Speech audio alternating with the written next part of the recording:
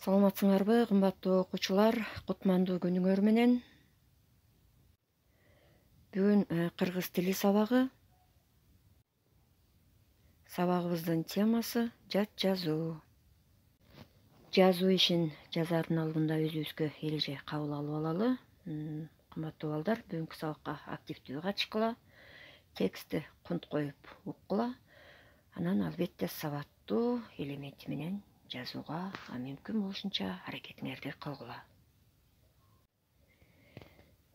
Азыркы жазыла турган жазуу ишибиздин текстинин темасы алтын ачкыч.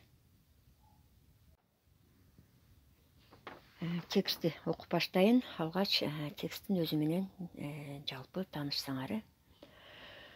Ушул үй бүлө жөнүндө ойлогонумда ар дайым жүрөгүмдү жылуулук аралап, өзгөчө сыймыкка бөлөнөм.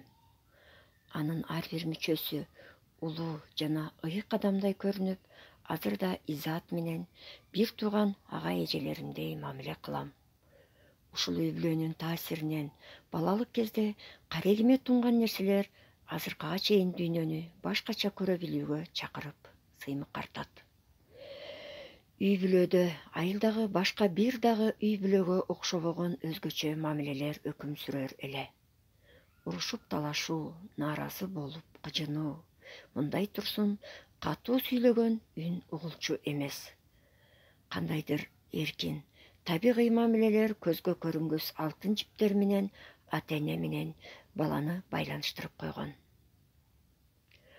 Бул үй бүлөдөн мен үчүн дагы бир сыйкырдуу дүйнөнүн эшиги ачылды. Ал китептер дүйнөсү эле. Китеп топтоо, колго тийген китептерди туш келди окуй бербей, керектүүлөрүн тандай билүү зор маданият, эмгек экенин түшүндүм. Бул үй бүлөдө башкаларга дароо байкалбаган улуу нерсе бар болчу. Ал ата-эненин мүнөзү эле.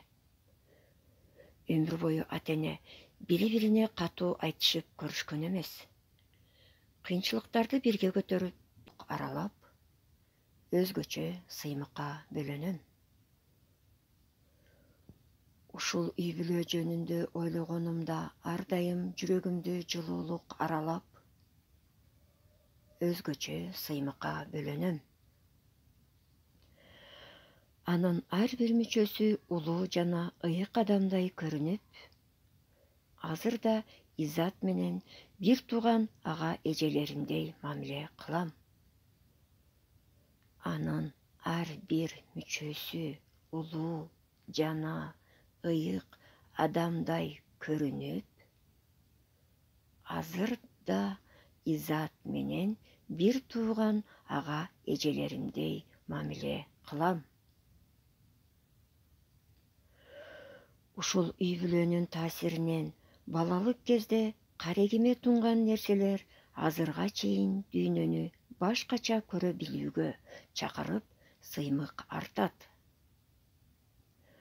Ушул үй бүлөнүн таасиринен балалык кезде карегиме тунган нерселер азырга чейин дүйнөнү башкача көрө билүүгө чакырып, сыймык артат. Үй бүлөдө айылдагы башка бир дагы үй бүлөгө окшобогон өзгөчө мамилелер өкүм сүрөр эле. Үй бүлөдө айылдагы башка бир дагы үй бүлөгө окшобогон өзгөчө мамилелер өкүм сүрөр эле. Урушуп талашуу, нааразы болуп кыжынуу, мындай турсун катуу сүйлөгөн үн угулчу эмес.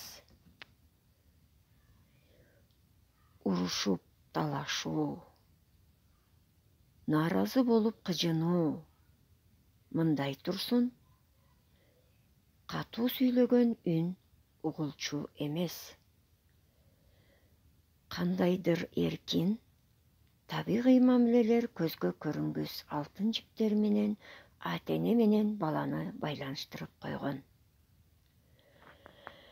Кандайдыр эркин, табигый мамилелер көзгө көрүнгүс алтын жиптер менен ата-эне менен баланы байланыштырып койгон.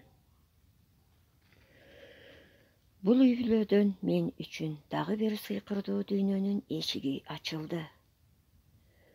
Бул үй-бүлөдөн мен үчүн дагы бир сыйкырдуу дүйнөнүн эшиги ачылды.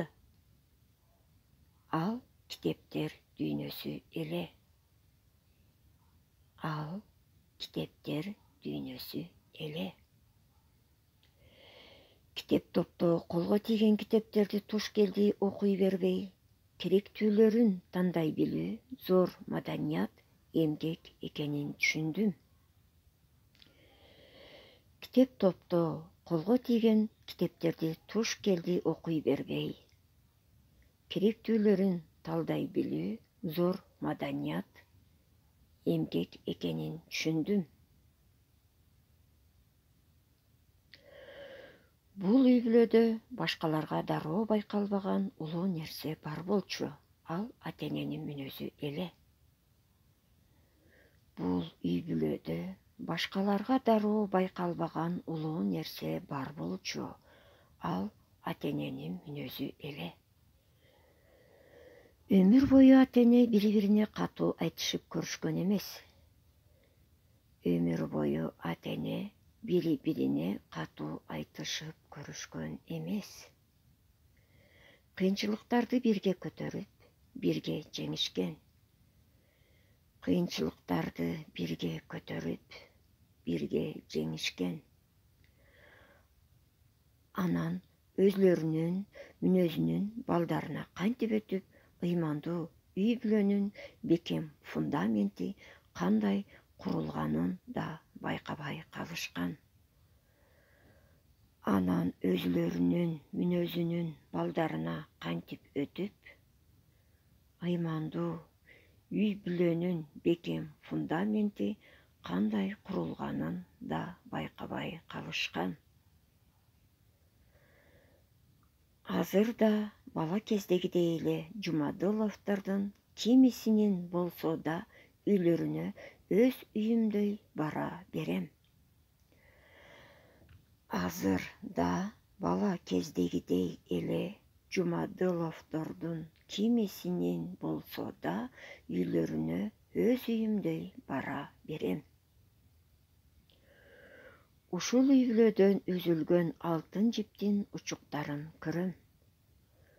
Ушул үй-бүлөдөн үзүлгөн алтын жиптин учуктарын көрөм. Бул асыл дүйнөнүн эшигин ачуучу алтын ачкыч тээ бала кезден берилген. Бул асыл дүйнөнүн эшигин ачуучу алтын ачкыч тээ бала кезден берилген.